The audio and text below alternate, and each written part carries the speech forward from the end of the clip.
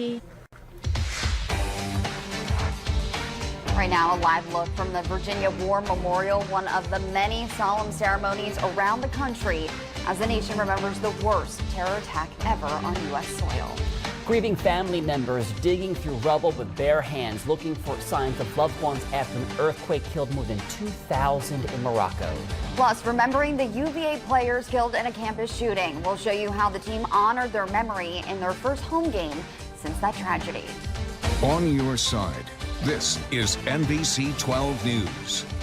Well, thank you for joining us on 12 News Before Noon. I'm Macy Moores. And I'm Henry Graff. Those stories all just ahead, but first we will take a live look at South Richmond right now after a pretty rainy weekend, but we are hopeful for the sun to make a peek out there on this Monday. Yes, but some could see rain though. Meteorologist Andrew Frieden in our First Alert Weather Center. Andrew, what can we expect? Okay, another hot and humid one. It'll feel a lot like it did yesterday, but I don't think as many of those thunder showers and showers compared to what we had over the weekend. So it's another hot and humid day, not like last week hot, not 100, but hot for this time of year. And a few midday clouds. You can see the clouds out there, and Henry was referencing we hope to see some sunshine. I hope to see some sun as well after these midday clouds. I think we're going to turn mostly sunny once we roll into the early portion of the afternoon. The humidity plummets as we head Thursday into Sunday. This is going to be a huge story, as I think people are going to be noting not hearing air conditioners working through the neighborhoods and on the apartment buildings this Thursday and Friday. Right now it's in the upper 70s with the dew points at 67, so that's a moderate level or high level of humidity. You'll feel it if you're outside working or if you're working out. Now there's a little sun in here,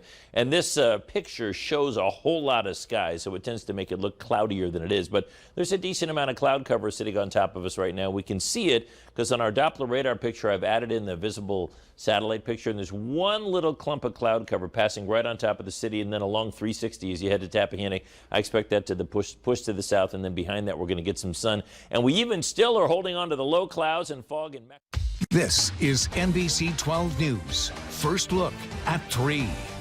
Good afternoon, everyone, and welcome to First Look at 3. I'm Rachel DePompa. We're going to start with a major health alert. The FDA just greenlit updated COVID booster shots for Pfizer and Moderna. Let's get right over to Henry Graff in the First Alert Center. Henry, this decision just coming down. Yeah, Rachel, good afternoon. Within the last hour here, and get this, those new shots are expected to be available later this week after the Centers for Disease Control and Prevention signs off on it. Those shots are formulated to target the latest subvariant. The main headline here: anyone age 5 and older can get an updated booster shot from either Pfizer or Moderna, regardless of whether they were previously vaccinated. People who have been vaccinated should wait at least 2 months before getting that updated booster. The boosters come as COVID cases are rising in the U.S. and even here in Virginia. This is NBC 12 News, First at 4. First at 4, homeowners in the city of Richmond finally seeing some relief. While home values are still increasing, it's slowing a bit in comparison to previous years, and now City Council is trying to keep those numbers down. Richmond reporter Madison McNamee joining us live with details. And Maddie, what can you tell us? Well, I'm told for the 2024 tax year, the average assessed value of a Richmond home is up 7.7%. With minor injuries. Thanks for staying with us on First at 4. Live at 5 starts right now. Relief for some homeowners in Richmond, but others still frustrated by the soaring cost. We're live at 5, breaking down the city's real estate assessments. Plus,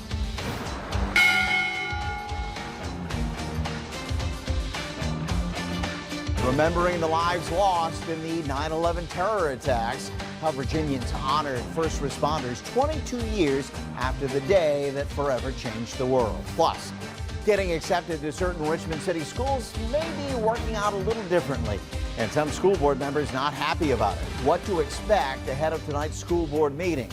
Plus, you've seen them, those anti-Joe Biden signs, some of them profane, sprawled across parts of Henrico. The man who puts them up now facing charges, but not for the reasons you might think. This is NBC 12 News, live at 5.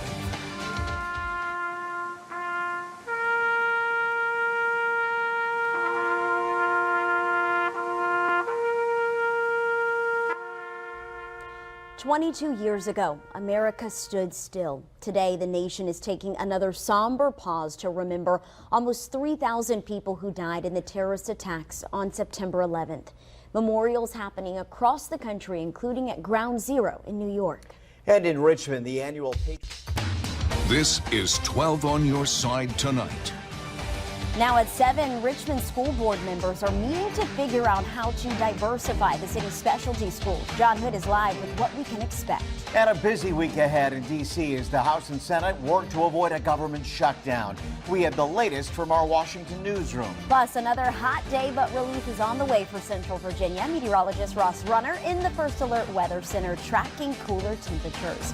We thank you so much for joining us tonight at 7.